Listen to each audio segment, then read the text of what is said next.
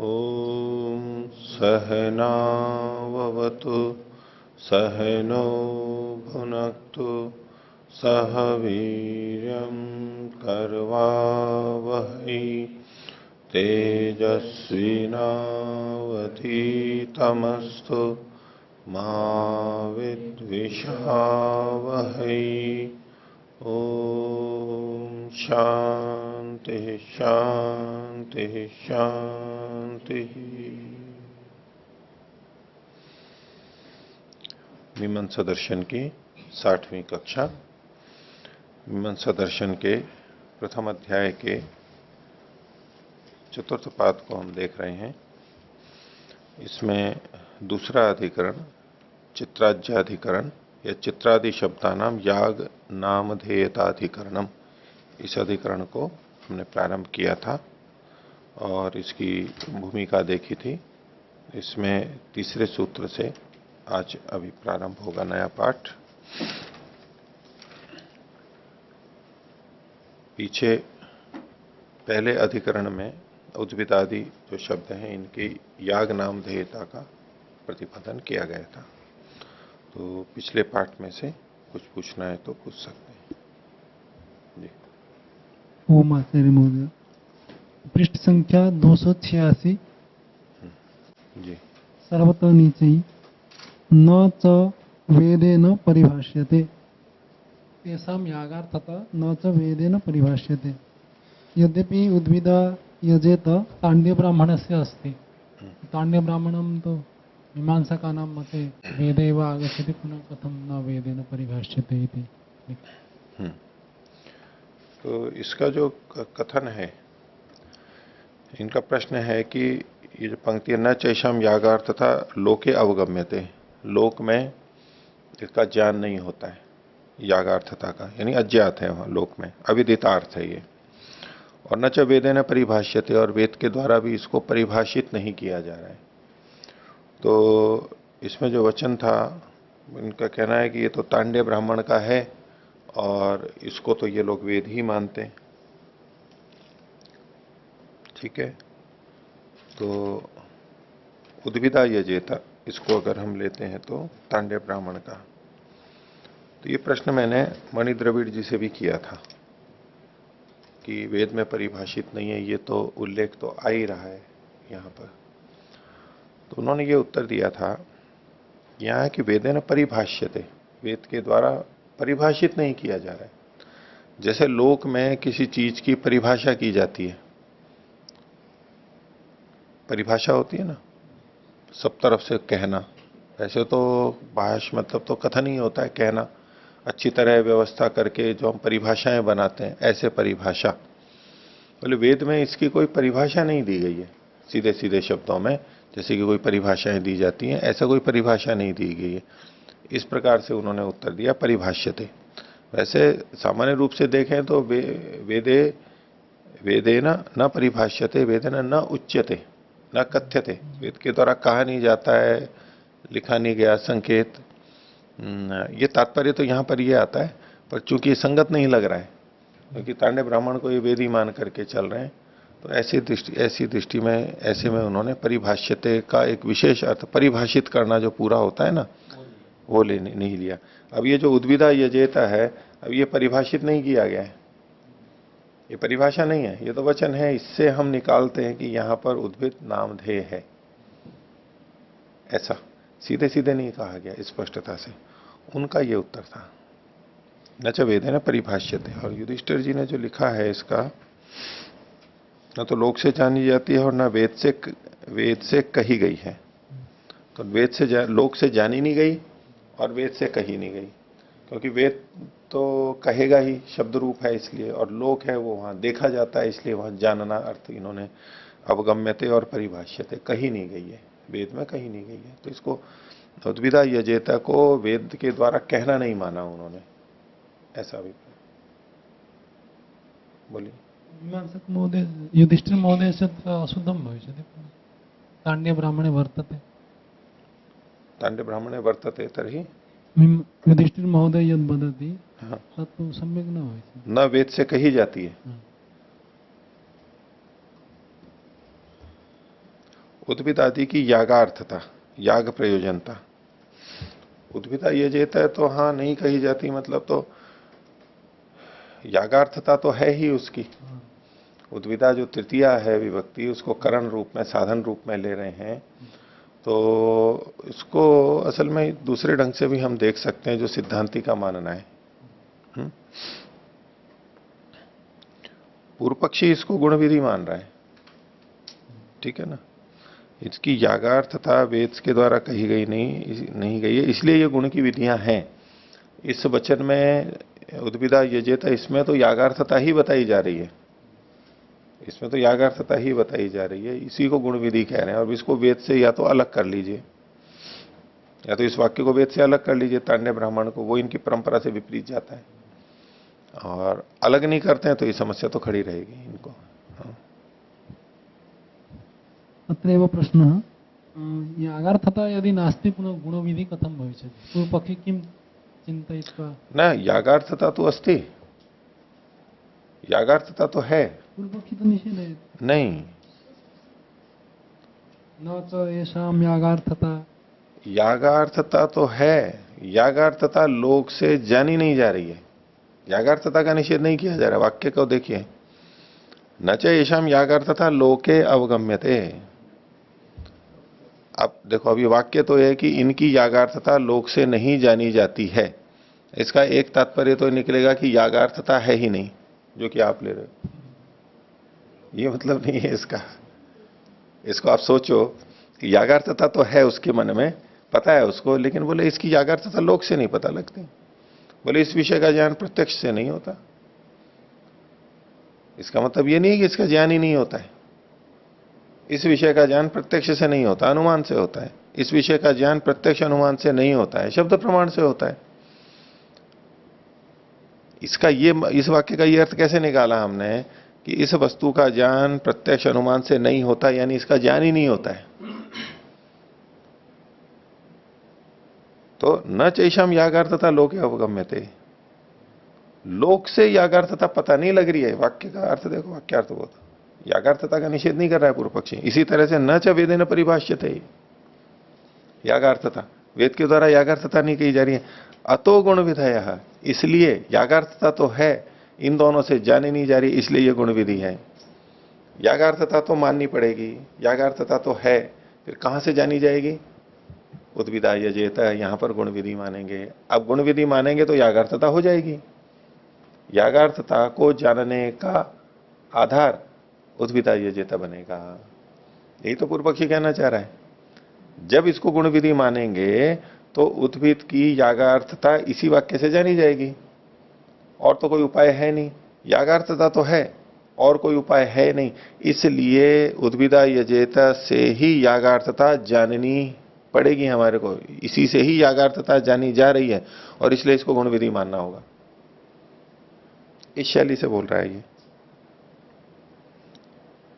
इसलिए ये गुण विधि है, और जगह से नहीं जाना जा रहा है। आई बात समझ में?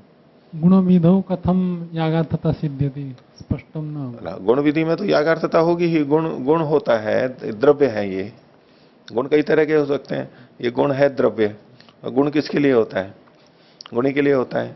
द्रव्य किसके लिए होता है? याग के लिए होता है। यागार्थता तो आएगी, गुण होते ही तो यागार्थता आई गई ना, फिर तो कोई संदेह ही नहीं है, आगे कुछ कहने की जरूरत ही नहीं है, इसलिए इन्होंने कहा ही नहीं है यहां पर।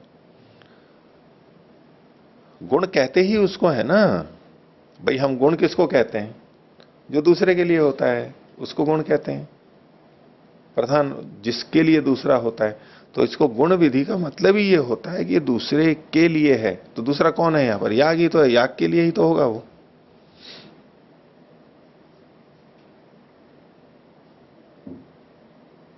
हो गया। अन्य प्रश्न, पृष्ठ संख्या 289। 289। हाँ,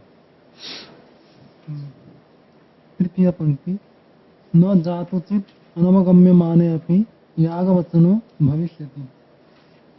स्पष्टम न हो। ये जो शब्द है उद्भिदा यजेत, उद्भिद शब्द की बात चल रही है ना यहां पर। ये यागवाची शब्द होगा या नहीं होगा? यदि नामधेय है तो ये यागवाची हो जाएगा, ठीक है। तो इसमें ये जो सारा वर्णन चल रहा है ये ऊपर से पूर्व पक्षी बोल रहा है, ठीक है। नहीं तद्युक्तम, ये ठीक नहीं है। क्यों नहीं है? यदि तृतीया निर्देशे सति उद्भिदादिभ्य शब्देभ्यो यागे बुद्धिरुत्पद्येत स्यादेतदेवम्।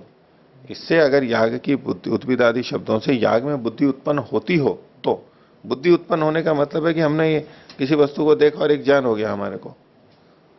तो अगर इसमें विभक्ति वचन ऐसा है जिससे याग में बुद्धि उत्पन्न हो रही है कि याग विषय तब तो हो जाए, लेकिन होती नहीं है, न ही नो बुद्धि उत्पत्ति थे, हमारी तो बुद्धि याग में नहीं उत्पन्न हो रही है, तस्माद अयुक्तम, ये आपका कथन ठीक नहीं है।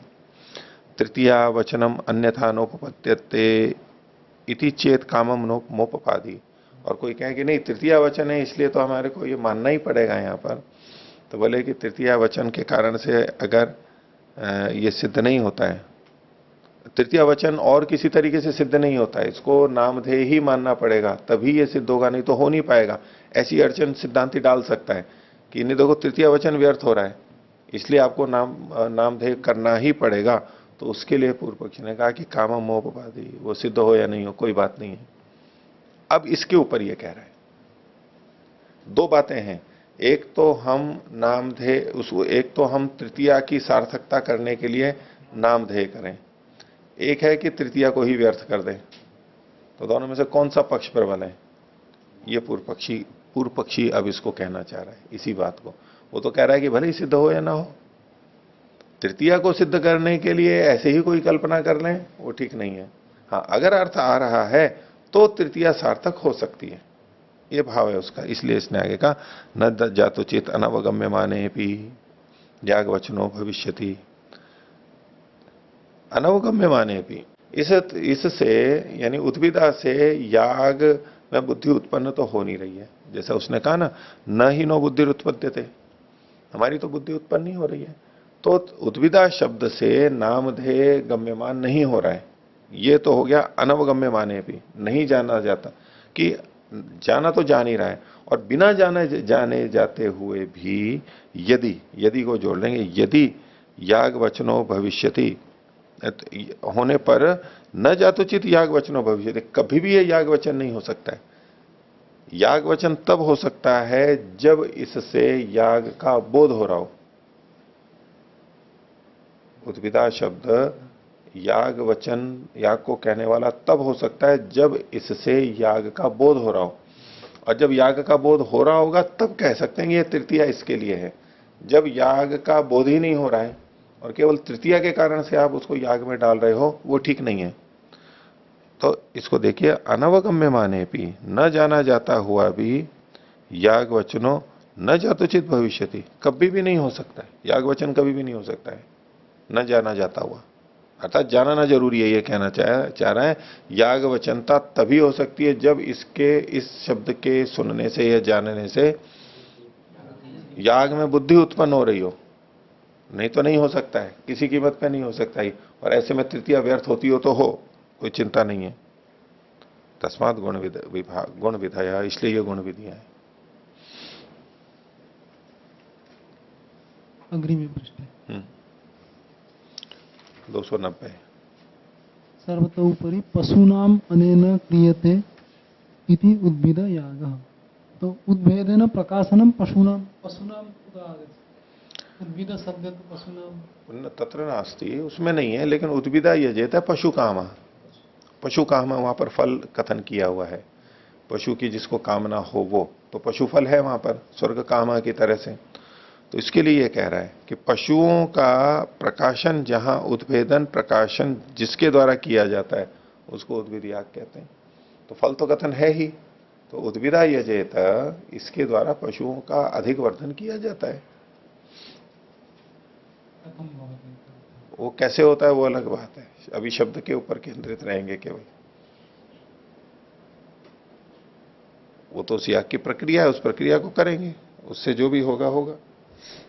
तो योगी का अर्थ यथा पूर्व पक्षी सिद्धांति, योगी का अर्थ वदति तथैव न वर्तते, तथैव न वर्तते, पशूनाम उद्भेदनम न भवति। प्रत्यक्ष वास्तव में नहीं होता है, करके देखा है आपने? देखा है कभी इसको देखा है कभी? लोके न दृश्यते। वो तो नहीं, लोक में नहीं देखा जाता है, आपने तो करके देखा नहीं है वैसे तो, इतना तो पता ही है मेरे को। पर आपका कहना है कि वो करे तो भी नहीं होता है। ठीक है, वो अलग विचारने की बात है, होता है नहीं होता है क्या, ये जो कह रहे हैं कि होता है, ये मान करके सारी वाक्य की विवेचना चल रही है।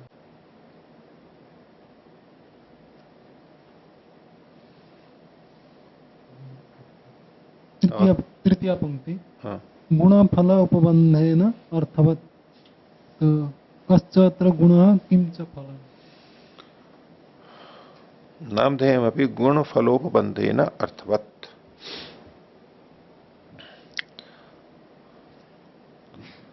विशेष नाम जब रखा गया, विशेष नाम के याग में विशेष गुण का प्रयोग होगा।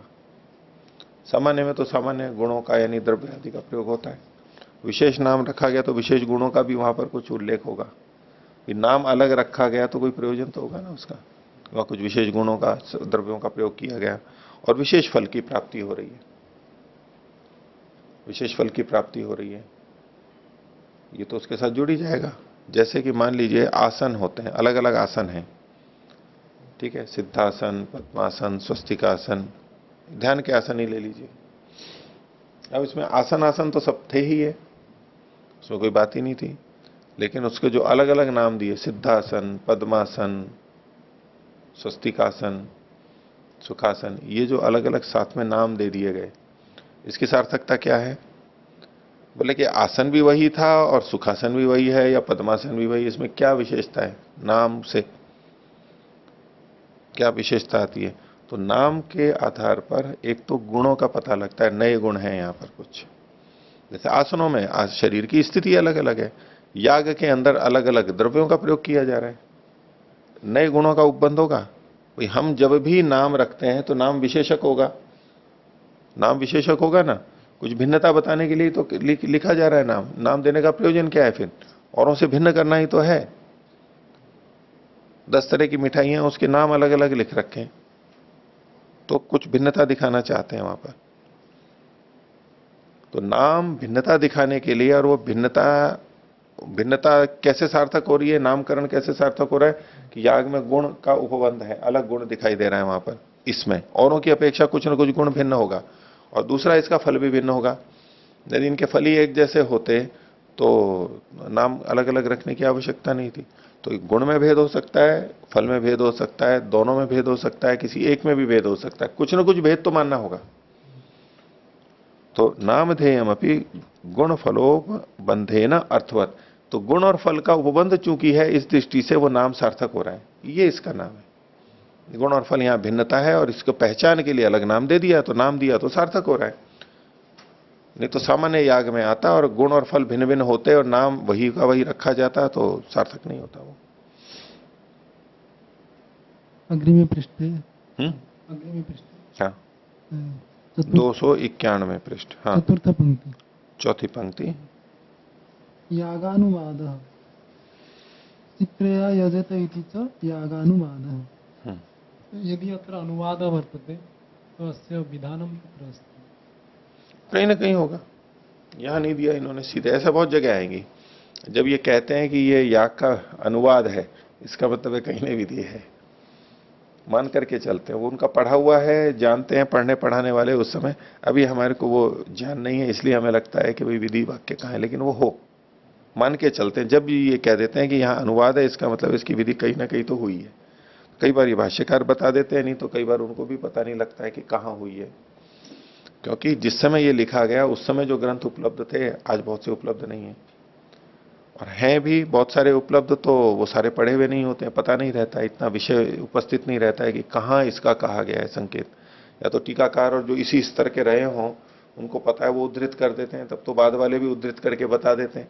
अब अनजान व्यक्ति है, उसको पता नहीं है पूरा, तो कहाँ से लाएगा वो कि इसने किसको ढूंढा है, कहाँ से इतनी, किस जगह से उठा करके, इसके मन में क्या है कि वहां कहा गया था विधि और ये अनुवाद है, तो ढूंढना कठिन होता है। और आज जो ग्रंथ उपलब्ध होते हैं ब्राह्मण आदि, उनमें वाक्य रचना में भी भेद होता है। यहाँ बहुत सारे जो वचन मिलते हैं युधिष्ठिर जी बार बार इसकी टिप्पणी करते हैं कि यहां जिस रूप में ये वाक्य दिया गया है ऐसा का ऐसा तो कहीं उपलब्ध नहीं हो रहा है। हाँ, इस जैसा कुछ वाक्य भेद, कुछ शब्द भेद, तात्पर्य वही लगभग ऐसा यहां मिलता है, तुलना करें, सादृश्य, ऐसा वो लिख देते हैं। और इसके इसके दो अर्थ हो जाते हैं। उस जैसा है वाक्य, यहां जो लिखा हुआ है वैसा वहां मिल नहीं रहा है, तो दो तरह से व्याख्या करते हैं कि यहां जो वाक्य लिखा गया है बिल्कुल यही वाक्य जिस ग्रंथ में रहा वो ग्रंथ आज उपलब्ध नहीं है। एक संभावना संभावना ही है ये, दो संभावना हो सकती है। और दूसरा कि भाष्यकार ने ब्राह्मण ग्रंथ के वाक्य को देख करके उसका अनुवाद यहां पर लिखा है, जो का तो वाक्य नहीं लिखा है, इसलिए भेद हो रहा है। ग्रंथ नष्ट नहीं हुआ है उस पक्ष में, दूसरे पक्ष में ग्रंथ तो यही है, लेकिन उसने भाव को अपने नए शब्दों में लिख दिया, जो कि तुम शब्द उद्धृत नहीं किए। ये भी बात हो सकती है, दोनों संभावनाएं, निर्णय हम नहीं कर सकते अभी तो। ठीक है, और हाँ, पृष्ठ संख्या 288, सूत्र संख्या 2, नीचे से चौथी पंक्ति। हाँ, ननु प्रसिद्धम द्रव्य वचनत्वम अपह्नुयेत, अप्रसिद्धम कर्म वचनत्वम प्रतिज्ञायेत। जो ये पूर्व पक्षी का जो बात कही, हाँ, वो सिद्धांति का जो समाधान है किस रूप में संगति है, स्पष्ट नहीं।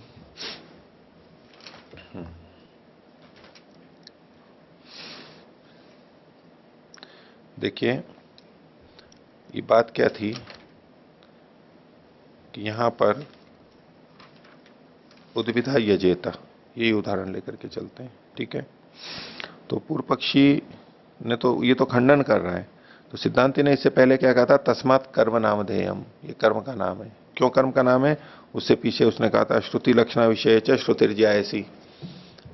उद्विधा यजेता में एक तो श्रुति से अर्थ निकल रहा है और एक लक्षणा से निकल रहा है। तो सिद्धांति जिस ढंग से अर्थ ले रहा है कि उद्विदा यागेन यजेत या उद्विदा यागेन कुर्यात, उद्विदा यागेन इष्टम भावयेत इत्यादि, तो उद्विदा यागेन, यागेन में तृतीया ले ली और उद्विदा में भी तृतीया ले ली, तो तृतीया होने से समानाधिकरण्य हो गया। पीछे चर्चा हुई थी इसमें कि उद्विदा यजेत में उद्भिद शब्द का यजेत के साथ में संबंध है, जोड़ना ही पड़ेगा क्रिया के साथ में।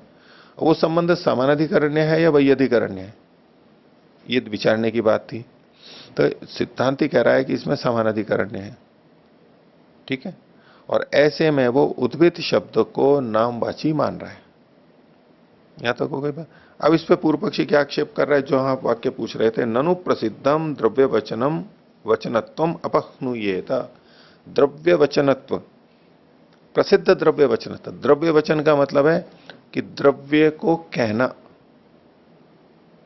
द्रव्य वचनत्व मतलब वचन मतलब तो कहना, वचनत्व द्रव्य को कहना पाना। किसके द्वारा द्रव्य को कहा जाता है, शब्द के द्वारा। तो यहां जो उद्भिद शब्द है इसकी द्रव्य वचनता प्रसिद्ध है, प्रसिद्धम द्रव्य वचनत्वम, क्योंकि लोक में उद्भिद शब्द द्रव्यवाची है। उद्भिद कहेंगे तो कोई ना कोई पौधा, वनस्पति, इसका उल्लेख होगा, तो वो सब सारे के सारे द्रव्य हैं। तो उद्भिद शब्द की द्रव्य वचनता प्रसिद्ध है। यदि आप इसको नामधेय मानते हो तो इसकी द्रव्य वचनता खंडित हो जाएगी, छिप जाएगी। ये दोष है, दोष बता रहा है पूर्व पक्षी। ननु प्रसिद्धम द्रव्य वचनत्वम कस्य शब्दस्य, कस्य शब्दस्य, उद्भिद शब्दस्य, उद्भिद शब्दस्य प्रसिद्धम द्रव्य वचनत्वम अपह्नुयेत, हट जाएगा, छुप जाएगा, चुरा लिया जाएगा, जबकि होना चाहिए। ठीक है, और अप्रसिद्धम कर्म वचनत्वम प्रतिज्ञायेत, और जो कर्म वचनता है, कर्म वचनता मतलब नाम, याग नाम, कर्म वचनत्व याग का नाम होना, जो कि अप्रसिद्ध है लोक में, उसकी आप प्रतिज्ञा करोगे, उसका आप कथन स्थापन कर दोगे, प्रसिद्ध को छोड़ोगे और अप्रसिद्ध को लोगे, ये दोष आएगा। पीछे जो गुण वचनता के लिए 3 उसने हेतु दिए थे, उसमें ये प्रसिद्ध द्रव्य वचनत्व, प्रसिद्धत्व भी कहा था। प्रसिद्ध अनुग्रह, प्रसिद्धि का अनुग्रह होना। यदि नामधेय करोगे तो प्रसिद्धि का अनुग्रह नहीं होगा, प्रसिद्धि के अनुसार नहीं, आपने तो मनमाना अर्थ कर लिया। बस उसी बात को यहां पर कहा है। हो गया, आगे भी इसमें जो अंतिम समाधान में तेन यागवचनम इमम अनुमास्यामहे, हाँ, ये किस रूप में अनुमान कर? ये तो उससे आगे का ऊपर देख लें, दो पंक्ति थे जैसे, जो अभी तक हमने वाक्य देखा कर्म वचनतम प्रतिज्ञायते, यहां तक पूर्व पक्षी ने कहा। अब उच्चते करके सिद्धांति कह रहा है, क्या कह रहा है, यही हेतु दे रहा है, तृतीया निर्देशात कर्म वचनता, उद्विदा में जो तृतीया निर्देश है इससे इसकी कर्म वचनता सिद्ध होती है। अब वैसे तृतीया निर्देश करेंगे तो तृतीया निर्देश से तो करण भी आता है, करण साधक होता है ना, साधन होता है, साधक तमम करणम, तो वो तो करण भी अर्थ आ रहा है वैसे तो, पर ये क्या कह रहे हैं, तृतीया निर्देश से इसकी कर्म वचनता सिद्ध होती है। कुतः, कैसे, कर्णवाचिनो ही प्रातिपदिका तृतीया भवती, जो कर्णवाची प्रातिपदिक होता है उससे तृतीया होती है। पूर्व पक्षी भी इसको करण ही मान रहा है, जब गुण वचन कर रहा है तो उद्विदा या उद्विदवता यागे न, ऐसा वो करके कर रहा है याग के द्वारा। तो सिद्धांत कह रहा है कि इसकी करणवाची है और करणवाची प्रातिपदिक से तृतीया होती है। और यहां पर करण क्या है, तो कहा करणम च याग, याग यहां पर करण है। जब गुण विधि करेंगे तो भी तो यही करेंगे, उद्भिदवता यागेन इष्टम भावयेत या कुर्यात, उद्भिदवता यागेन, तो वहां पर भी तृतीया ला करके, और यागेन में भी तृतीया ला ही रहे हैं, याग तो करण है ही। तो जब याग करण है तो उद्भिदा में सीधे जो तृतीया विभक्ति है, वो तृतीया विभक्ति याग के साथ में समानाधिकरण हो रही है, समानाधिकरण्य है। समानाधिकरण्य है तो उद्भिदा भी करण रूप में ही आ जाएगा, याग करण है। तो चूंकि याग भी करण है, याग करणम च याग, तेन याग वचनम इमम अनुमास्याम है, इसलिए ये याग को कहने वाला है शब्द तृतीया के सामने से। याग भी करण है और उसमें तृतीया है, और इधर उद्भिदा में भी तृतीया है, तो इसके कारण से इसको हम याग को कहने वाला कहेंगे।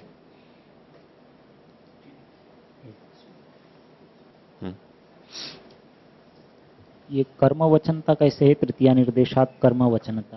हाँ, कर्म का मतलब वो कर्तुरीप्सित तमम कर्म नहीं है, ये कर्म का मतलब है क्रिया, और क्रिया कौन सी है, याग है यहां पर। कर्म वचनता मतलब याग वचनता, कर्म शब्द पहले भी इन्होंने लिया है इसी अर्थ में। और जो अंतिम वाली पंक्ति है, तेन याग वचनम इमम अनुमास्याम है, तो कौन से याग वचन का अनुमान करेंगे? ये उद्भिदा जो शब्द है ये याग को कहने वाला है, याग का नामधेय है तो कहने वाला है। भाई नाम कहने वाला ही तो होता है, समाख्या तो होती है, ये नाम को हम क्या कहते हैं, समाख्या। समाख्या क्या होती है, सम्यक रूप से आख्या, सम्यक आख्या, आख्या प्रकथन है, प्रकथन कथन किया जाता है, नाम कहता ही तो है, नाम से हमें किसी का पता लग जाता है। तो वचनता ही, याग की वचनता, याग को कहना नाम थे।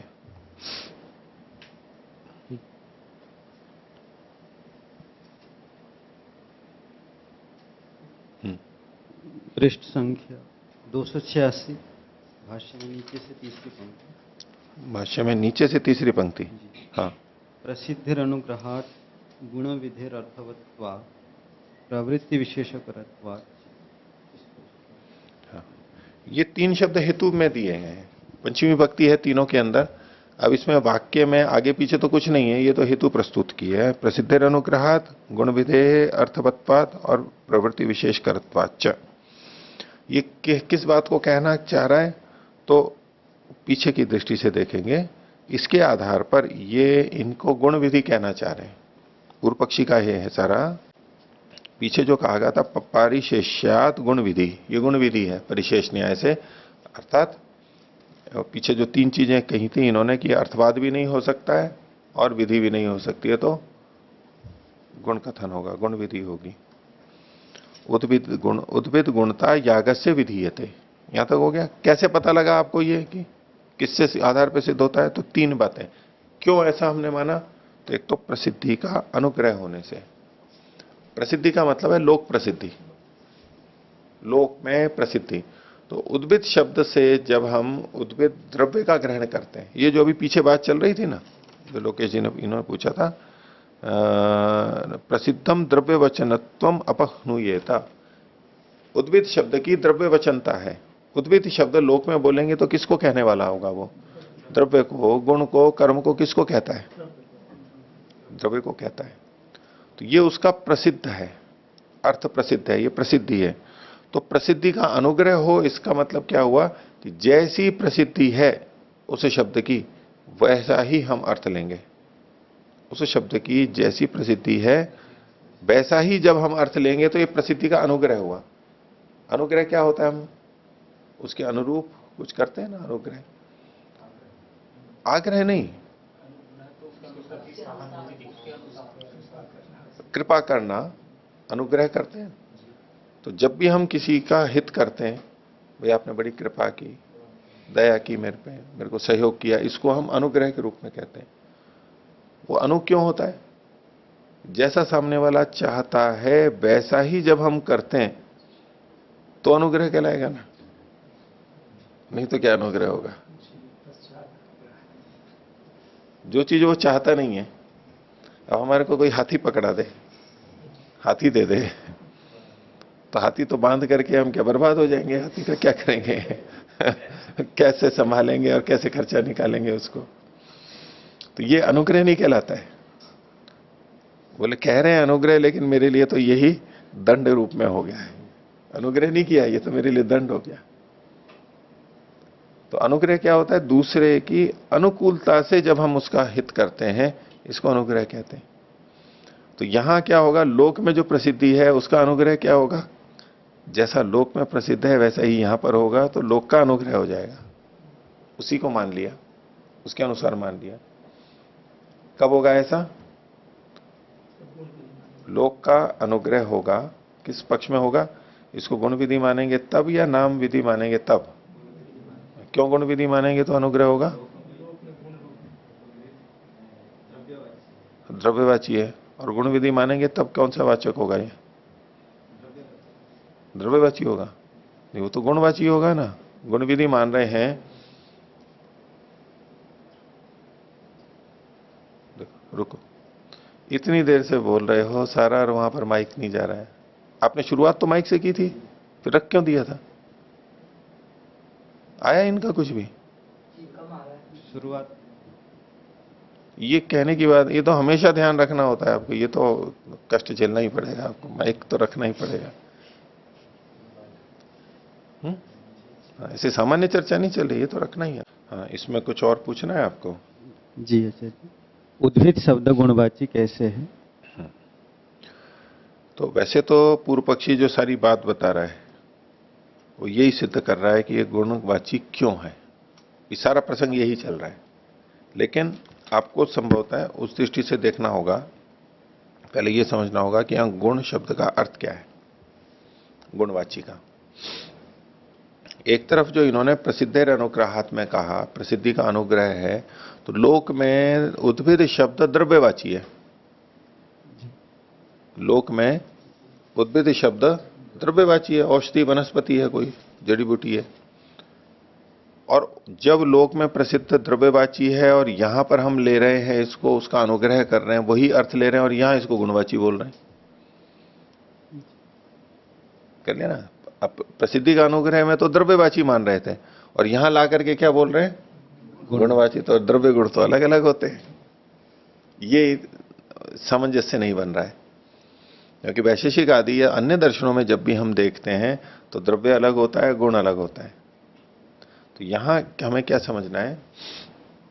यहां गुण का मतलब होता है गौण, अप्रधान। गुण का क्या मतलब होता है? अप्रधान। अप्रधान होता है। प्रधान है वो मुख्य है, और गुण का मतलब है अप्रधान। अप्रधान कैसे? ये गुण कैसे, गौण कैसे? ये तो जो दूसरे के लिए होता है वो अप्रधान होता है। जैसे सेवक स्वामी के लिए है, तो दोनों में से कौन प्रधान होगा? स्वामी प्रधान है, सेवक प्रधान है? स्वामी प्रधान, सेवक अप्रधान। सेवक अप्रधान, ठीक है। भोजन हमारे लिए है, तो भोजन मुख्य है या हम मुख्य हैं? हम मुख्य हैं, भोजन हम मुख्य हैं। शरीर आत्मा के लिए है, आत्मा मुख्य है, शरीर गौण है। गौण है। तो शरीर गुण हो गया ना? जी। इस दृष्टि से गुण हो गया। अब गुण शब्द का अर्थ लेना। गौण गुण वैसे शब्द का पूछो कि शरीर द्रव्य गुण कर्म क्या है, शरीर द्रव्य है, गुण है या कर्म है, द्रव्य तो है। प्रथम उत्तर यही आएगा ना, द्रव्य है। यद्यपि इसमें गुण भी हैं और कर्म भी हैं, चूंकि द्रव्य है तो द्रव्याश्रित गुण और कर्म रहते हैं। लेकिन अगर कोई पूछे तो यही कहेंगे ना कि शरीर क्या है, द्रव्य है। अब यूं कहें कि शरीर गुण है, तो जी। इससे उसके द्रव्यत्व का निषेध नहीं कर रहे हैं। जी द्रव्य है वो अलग ढंग से है। अब ये जो गुण कहा जा रहा है ये प्रधान अप्रधान भाव की दृष्टि से कहा जा रहा है कि जी। शरीर दूसरे के लिए है, आत्मा के लिए है, जी इसलिए ये गुण है। ठीक है। जी। अब गुण का क्या मतलब हुआ, जो दूसरे के लिए होता है, तो अप्रधान होता है। जी। ठीक है। और अध्यापक और शिष्यों में कौन किसके लिए है, अध्यापक शिष्यों के लिए है या शिष्य अध्यापक के लिए है? दो शिष्य अध्यापक के लिए है।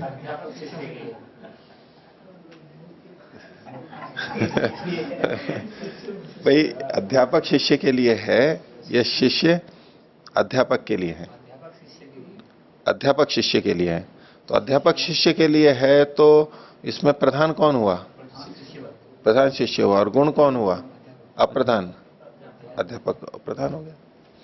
पर हाँ, दूसरी दृष्टि से जो बात करते हैं, जो पहले भी आप लोगों के सामने रखी कि एक बच्चा था, वो बनारस में पढ़ने के लिए गया, तो कुछ ही दिनों बाद में घर पे पत्र लिखने लगा। माता पिता ने देखा, बोले कि मैं पढ़ाने लग गया हूं। विद्यार्थी ने क्या लिखा, पढ़ाने लग गया हूं, मैं ये पढ़ा रहा हूं, ये पढ़ा रहा हूं, ये पढ़ा रहा हूं, इसको पढ़ा रहा हूं, पढ़ाना ही पढ़ाना लिख रहा था वो। कई साल हो गए, बोले अब तो बच्चा बहुत तेज निकला, बहुत पढ़ाने भी लग गया। फिर 10-12 साल के बाद में फिर जब पत्र आने लगे तो बोले कि अब मैं पढ़ रहा हूं, अब मैं पढ़ रहा हूं, अब मैं पढ़ रहा हूं। तो आचार्य ज्ञानेश्वर जी से मैंने सुना है, शुरू में वो बताते रहते हैं इसको। तो कहने का क्या था कि उनके अध्यापक उनको कहा करते थे कि हम आपको नहीं पढ़ा रहे हैं, आप हमारे को पढ़ा रहे हो। कि जब हम आपको पढ़ाते हैं तो हमारे को हमारा ज्ञान बढ़ता है। अभी आप लोग पढ़ नहीं रहे हो, आप तो हमारे को पढ़ा रहे हो। अभी प्रश्न करते हो, पूछते हो, और आपके कारण हम तैयारी करते हैं, तो हमारा पाठ तैयार होता जाता है, पढ़ा। तो इसलिए कई जने इसलिए भी पढ़ाते हैं कि हाँ चलो हमारा शास्त्र मजबूत हो जाएगा, इसलिए पढ़ाने लग जाते हैं कई जने।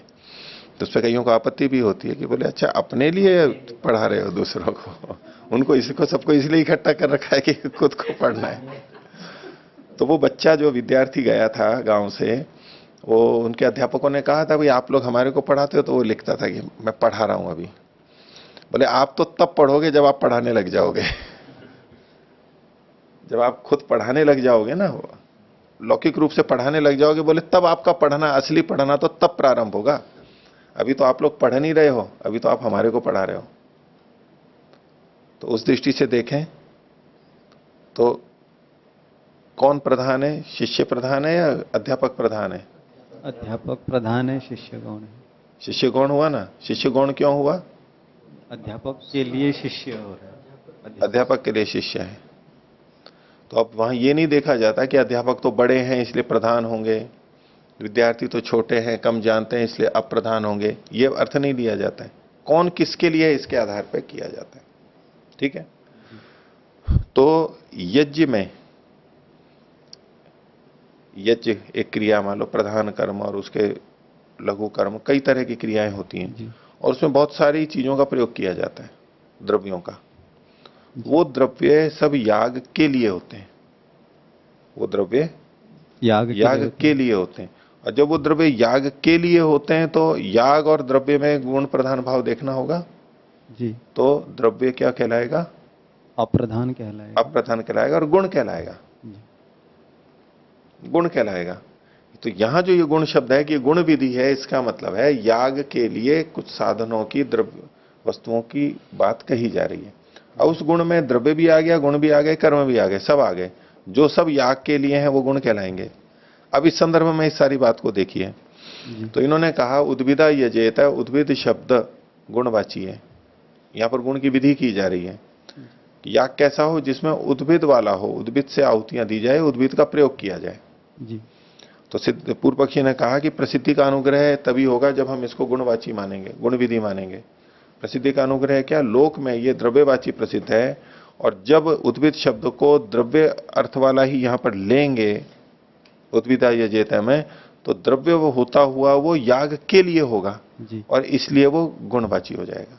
इसलिए उद्भिद शब्द गुणवाची है, उसका एक हेतु है यह, ठीक। प्रसिद्ध अनुग्रहात। हो गया। जी आगे देखिए दूसरा, गुण विधेर अर्थवत्वात्। अर्थवत्वात्। ये जो गुण विधि है ये सार्थक हो रही है, क्योंकि याग का विधान था और उसमें उद्भिद का प्रयोग बता दिया कि भाई इसमें उद्भिद को लेकर के कीजिए, तो ये सार्थकता हुई ना। ये जो वचन है उद्भिदा यजेता, ये वचन निरर्थक नहीं हुआ, सार्थक हुआ। कैसे सार्थक हुआ कि इसमें कोई चीज बताई जा रही है कि इसको इसमें जोड़ो, इसको इसमें डालो, इसको साथ में लो, अतिरिक्त बात कही गई ना। जी तो उद्भिदा यजेता वाक्य निरर्थक नहीं हुआ, सार्थक हुआ। उलट करके देखिए, पूर्व पक्षी का अभिप्राय यह है कि यदि इसको नाम विधि मानेंगे तो बोले कोई नई बात तो कही नहीं गई। जितना यजेते से कहा जा रहा है उतना उद्भिदा यजेते से कहा जा रहा है, जैसा कि आगे कहा है पूर्व पक्षी ने। तो कोई नई बात तो हुई नहीं, लेकिन वाक्य तो कह दिया गया और नई बात कुछ निकली नहीं, तो वो वाक्य व्यर्थ हो जाएगा। जी हमने कुछ किया और उसकी सार्थकता नहीं हुई, कुछ अतिरिक्त नहीं आया, तो वो व्यर्थ हो गया। तो ऐसे ही ये वाक्य व्यर्थ हो जाएगा। तो जब इसको गुण विधि मानेंगे तो गुण विधेर अर्थवत्वाद, गुण विधि के अर्थवान होने से और नाम विधि के नामधेय के निरर्थक होने से, इस हेतु से भी यहां पर गुण विधि है, क्योंकि वाक्य सार्थक हो रहा है। हो गया ये दूसरा हेतु। जी और तीसरा कहा प्रवृत्ति विशेष करत्वाच्य, विशेष प्रवृत्ति को करने वाला होता है। जब इसको गुण विधि मानेंगे तो उस याग में उद्भिद के द्वारा कुछ किया जाएगा। जी अगर ये विधि नहीं होती गुण विधि, तो वहां पर उद्भिद के द्वारा कुछ नहीं किया जाता। उद्भिद के द्वारा कुछ कर रहे हैं तो एक प्रवृत्ति विशेष हो गई, एक नया कर्म हुआ जो कि पहले नहीं हो रहा था।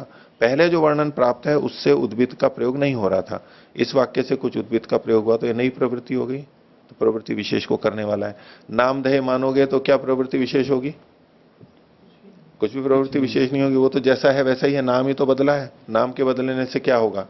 जैसा कहते हैं ना कि कोई उत्पाद है और उसका नाम बदल दिया, उसका पैकिंग बदल दी, बोले उससे क्या होगा? अंदर की चीज तो वैसी की वैसी है। नाम बदल दिया। नाम बदल दिया उससे क्या होगा? चीज तो वो की वही है। तो इसलिए ये व्यर्थ प्रवृत्ति विशेष को करने वाला नहीं होगा। तो ये तीनों जो हेतु हैं, प्रसिद्ध अनुग्रहात इत्यादि, ये गुण विधि में तो घटते हैं और नामधेय करेंगे तो विपरीत हो जाएगा। इसलिए निरर्थक। गुण विधि होगी और नामधेय नहीं होगा। प्रसिद्धि का अनुग्रह नहीं होगा नाम विधि में,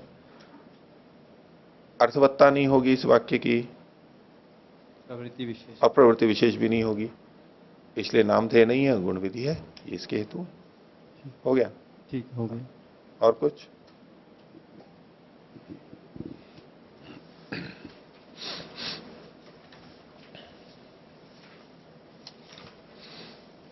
आगे का देखेंगे। पीछे का थोड़ा सा स्मरण कर लीजिए। हम प्रथम अध्याय के चौथे पाद का दूसरा अधिकरण देख रहे हैं, जिसमें चित्राज्याधिकरण, चित्र और आज्य आदि शब्द हैं या चित्रादि शब्द हैं, ये याग के नाम हैं। जैसे पीछे नाम थे वैसे ही यहां भी नाम थे ही कहे जा रहे हैं। और उसके लिए इन्होंने शब्द लिए थे चित्रया यजेत पशु काम, त्रिवृत बहिष्पवमानम और पंचदशानी आज्यानी और सप्तदश पृष्ठानी, ये जो शब्द हैं। तो इसमें पूर्व पक्षी का कहना था कि ये सब के सब गुणवाची शब्द हैं और इसमें अनुवाद और याग का अनुवाद है और ये विधि, ये सारा का सारा, ये सारा इन्होंने वर्णन किया। अब ये कहने पर सिद्धांती अपनी बात को कह रहा है, पुष्ट करना चाह रहा है। तो तीसरा सूत्र है यस्मिन् गुणोपदेशः प्रधानतो अभिसंबंधः।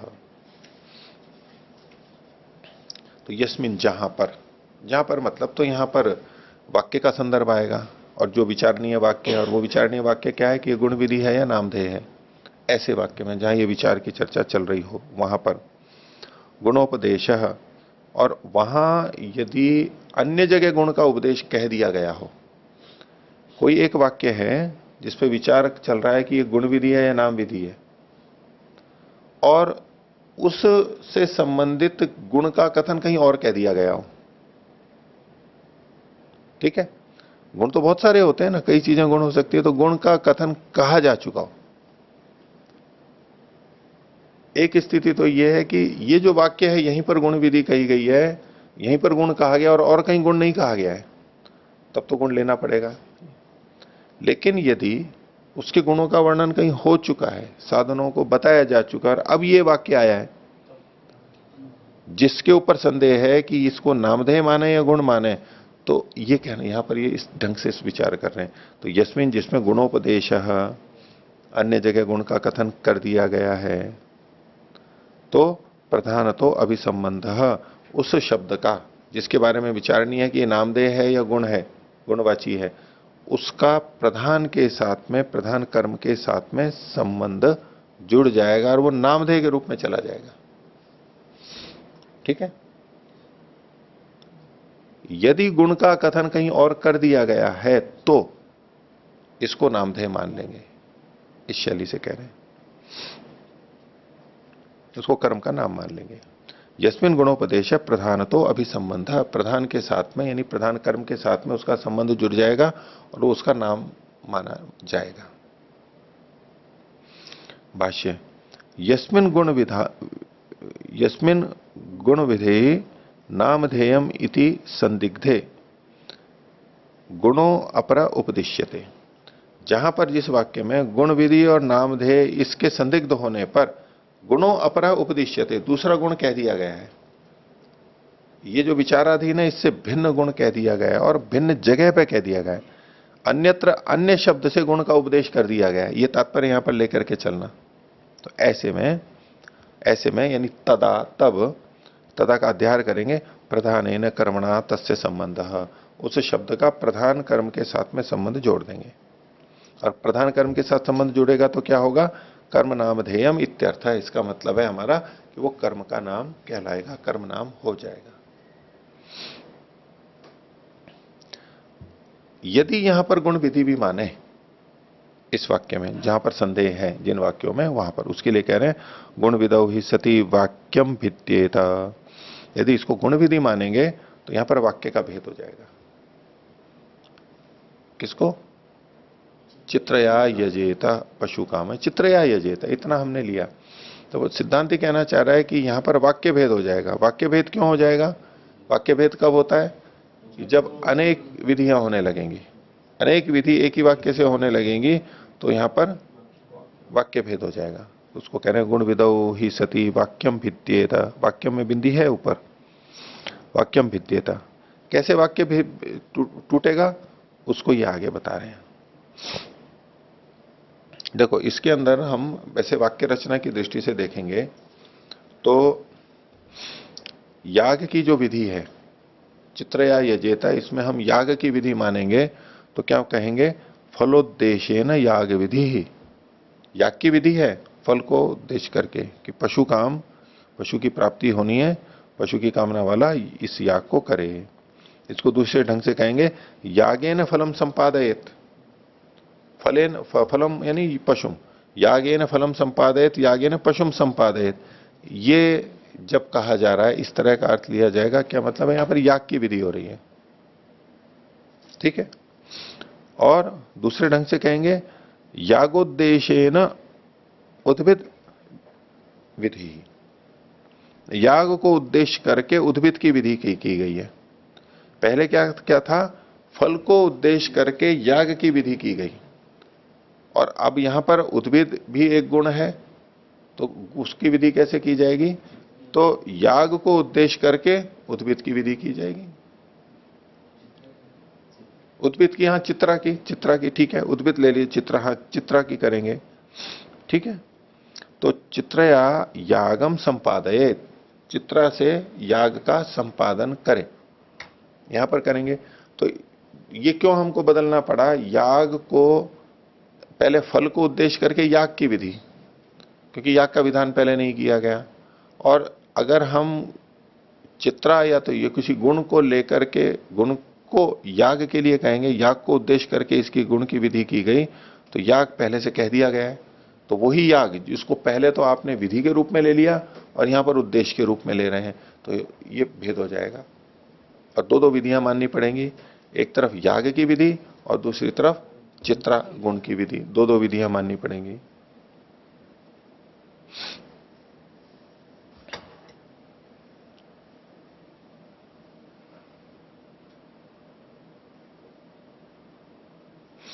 तो देखिए, तो इनका गुण विदौ ही सती वाक्यम विद्येत, कैसे टूटेगा उसको आगे बता रहे हैं। पुम पशौ पुम पशौ ही प्राप्ते स्त्री पशु। इसमें देखो कितनी कितनी विधियां हुई। चित्रया यजेता पशु कामा, हम इसमें एक ही चीज देख रहे हैं ना। वैसे तो चित्रया, तो चित्रा ये शब्द देखा, चित्रया, चित्रा शब्द है, ये स्त्रीलिंग है। चित्रया जैसे रमया लतया, चित्रया तो चित्रा शब्द, और ये पशुवाचक है। और चित्र का मतलब है चित्र विचित्र, रंग बिरंगा, चित कबरा कहते हैं, तो अनेक रंगों का। और वो कैसा होना चाहिए? स्त्री पशु होना चाहिए। तो ये कह रहे हैं पुम पशु पशु ही प्राप्त स्त्री पशु, एक विधि तो ये हो जाएगी। प्राप्त तो पुरुष पशु था, जब चित्रया कहा तो स्त्री पशु की एक तो प्राप्ति की, स्त्री पशु की विधि कर दी गई, एक चीज। दूसरा पशव फलम, पशु इसके फल है, ये भी कहा गया। पशु फल है, ये भी यहां पर कहा गया। और चित्रो गुण इति, और गुण एक इस पशु का, जो स्त्री पशु है उसमें चित्र गुण भी होना चाहिए, इसकी भी विधि कर दी गई। स्त्री पशु और पशु फल है ये, और चित्र गुण है, ये तीन विधियां दिखा रहे हैं यहां पर। इति न शक्यम एकेन वाक्येन विधातुम, एक ही वाक्य से तीन तीन विधान नहीं कर सकते। तीन विधियां बता दी, और तीन विधियां हो गई तो ये वाक्य भेद हो गया। इति न शक्यम एकेन वाक्येन विधातुम। आगे, चित्रो गुणो विधीयमान स्त्रियाम विधीयेत, गुणों कर लेना। चित्रो गुणो विधीयमान, कि चित्रगुण को अगर, चित्रगुण का अगर विधान करते हैं तो चित्रगुण का विधान करेंगे कहां पर? ये जो चित्र विचित्र गुण है इसका विधान किस में करेंगे? तो बोले स्त्रियाम विधीयेत, स्त्री में विहित होना चाहिए। इसका मतलब है वो स्त्री पशु पहले से उसका अनुवाद होना चाहिए।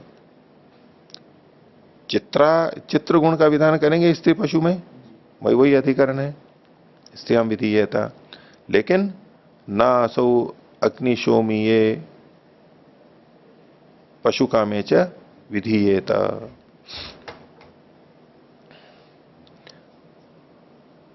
इसको ऐसा कीजिए कि स्त्रियाम विधीयेत, इसके बाद जो पूर्ण विराम है यहां अल्प विराम ले लीजिए, और नासो अग्निशोमीये यहां पर पूर्ण विराम ले लीजिए। तो अब अर्थ क्या बनेगा कि चित्रगुण विधीयमान होता हुआ, यानी चित्रगुण की विधि कर रहे हैं तो वो स्त्री में विहित होगा। यानी स्त्री को हम अनुवाद मानना पड़ेगा, स्त्री का अनुवाद करके इसमें चित्रगुण का विधान करना पड़ेगा। तो स्त्रियां विधीयेत, स्त्री में ही विहित होगा, यानी वो अनुवाद होगा। लेकिन न असौ अग्निशोमीये, लेकिन ये स्त्री अग्निशोमीय में है ही नहीं, विहित ही नहीं है। ना असौ, असौ ये मतलब स्त्रीलिंग में, स्त्री पशु, चित्रा युक्त जो पशु। ना असौ, असौ शब्द जो है वो पुल्लिंग और स्त्रीलिंग दोनों में होता है, तो यहां पर स्त्रीलिंग अर्थ में लिया जाएगा, क्योंकि चित्र गुण विधिमान होता हुआ स्त्री में विहित होना चाहिए, तो स्त्री पहले से कहीं ना कहीं कही गई होनी चाहिए। तो बोले ये असौ मतलब ये जो स्त्री है ये अग्निशोमी में तो है ही नहीं, अग्निशोमी में तो है ही नहीं, तो फिर इसका अनुवाद कैसे करोगे? अनुवाद मान ही नहीं सकते हो आप। चित्र गुण का विधान आप तभी कर सकते हो जब स्त्री वहां पर पहले से विहित हो, नहीं तो दो दो विधान हो जाएंगे, अनुवाद होना चाहिए उसका। आगे, पशु कामे च विधीयेत, और पशु काम में इसका विधान होना चाहिए, पशु की कामना में। चित्रा का कब होना चाहिए विधान? पशु की कामना में, यानी पशु की कामना भी पहले कहीं हो गई होनी चाहिए, पशु कामना का भी कथन पहले हो गया होना चाहिए। पशु कामे च विधीयेत, पशु काम में उसका विधान होना चाहिए, पहले से उसका अनुवाद होना चाहिए वहां पर। सोपी न अग्निशोमीय, तो सोपी मतलब वह पशु काम भी अग्निशोमीय में नहीं है, उसका विधान पशु काम में होना चाहिए लेकिन वह है नहीं। सोपी न अग्निशोमीय। आगे, यहां तक ये एक बात हो गई वाक्य भेद की। तथा पंचदशानी आज्यानी भवंती थी आज्येषु पंचदश था। अब ये जो दूसरा वाक्य था, एक अलग वाक्य, पंचदशानी आज्यानी भवंती साथ में जोड़ दिया इन्होंने। अब इसमें वाक्य भेद कैसे होगा, विधि और अनुवाद कैसे देखेंगे, तो कह रहे हैं पंचदशानी आज्यानी भवंती थी आज्येषु पंचदशता। आज्यों में पंचदशता का विधान किया जा रहा है। पंचदशानी आज्यानी, आज्यों में पंच आज्य अलग से स्तोत्र होते हैं, ठीक है, ये स्तोत्र हैं, आज्य स्तोत्र, आज्य नाम के स्तोत्र हैं। ये सामवेद उत्तरार्चिक में एक एक 4 से 7, 1.1.4, 6, 4, 5, 6, 7, ये 4 सूक्त है वहां पर, इनको आज्य सूक्त बोलते हैं। सामवेद का जो उत्तरखंड है उत्तरार्चिक, उसमें 1.1 ये एक एक हो गए, फिर 4 से लेकर के 7 तक, यानी 4, 5, 6, 7, ये जो 4 हैं इनको आज्य सूक्त कहते हैं। तो पंचदशानी आज्यानी भवंती, आज्य जो ये सूक्त है 15 होते हैं। तो यहां पर इति आज्येषु पंचदशता, ये 15 पने को किस में दिया जा रहा है, आज्यों में बताया जा रहा है। आज्य को 15 में नहीं बताया जा रहा है, 15 को आज्य में बताया जा रहा है। ये 15 संख्या किसकी हो, आज्यों की हो, उसमें गुण का कथन किया जा रहा है। न च अभिहितानि स्तोत्रेषु आज्यानि भवन्ति, और जो न च अभिहितानि आज्यानि, जिनका विधान नहीं किया गया, ऐसे आज्य स्तोत्र में नहीं कहे जा सकते। यानी यदि आज्य में पंचदशता को बताया जा रहा है, इसका मतलब है आज्य स्तोत्रों का विधान कहीं पहले हो जाना चाहिए। 15 को जब आज्य में बताया जा रहा है, इसका मतलब है आज्य यहां पर अनुवाद है, 15 यहां पर विधि है। तो आज्य जब यहां अनुवाद है, इसका मतलब है कहीं पहले अन्यत्र इसकी विधि हो चुकी है, वो होना ही चाहिए, लेकिन वो है नहीं। न च अभिहितानि स्तोत्रेषु आज्यानि भवन्ति, अभिहितानि आज्यानि स्तोत्रेषु न भवन्ति, ये अभिहित जो आज्य हैं जिनका विधान ही नहीं किया गया, वो स्तोत्र में नहीं हो सकते। न च अन्यत विधायकम वाक्यम, और कोई इसका विधायक वाक्य ही नहीं है। और तच्चैतत आज्यानि विदध्यात्, जो कि इन आज्यों का विधान कर सके। विहितेषु च पंचदशताम, और आज्यों का विधान कहीं और कर दिया गया हो और विहित है और यहां अनुवाद किया गया है और अब इसमें पंचदशता का विधान किया जा रहा हो, लेकिन ऐसा हो नहीं रहा है। गम्यते च पंचदशताया आज्यानाम च संबंध, ये जो वाक्य है इससे पंचदश और आज्यों का संबंध तो पता लग रहा है हमारे को, और स्तोत्र संबंधश्च आज्यानाम अविज्ञात है, लेकिन आज्यों का स्तोत्र के साथ संबंध अभी ज्ञात नहीं है। पंचदशता संबंधश्च, और पंचदशता संबंध भी नहीं पता है। इतना हमें पता है कि 15 का आज्यों में विधान किया जा रहा है, यहां पर संबंध है, लेकिन आज्य स्तोत्र है ये भी नहीं पता है अभी, और आज्य 15 होने चाहिए ये भी नहीं पता है। तो द्वौ एतौ अर्थौ एक वाक्य से अशक्यो विधातुम, इसलिए ये जो दोनों चीजें हैं ये एक वाक्य से विहित नहीं की जा सकती। अथनु कर्म नामधेयम नैष विरोधो भवति, यदि हम इसको कर्म का नाम मान लेंगे तो कोई विरोध नहीं आएगा, यदि गुण विधि मानेंगे तो यहां पर वाक्य भेद होगा और उद्देश्य विधेय का पता नहीं लगेगा। केवलम संख्या संबंध तदानी विधीयते, और जब कर्म नामधेय मानेंगे तो केवल संख्या का संबंध यहां पर विहित हो रहा है, ठीक है। और अपीच आज्यानि स्तोत्राणि इत्यनेन शब्देन लक्षणया एवं गुणो विधीयते, इस बात को फिर हम और आगे देखेंगे, इसी से संबंधित बात है। तो आज का पाठ इतना ही रखते हैं। प्रणव ध्वनि।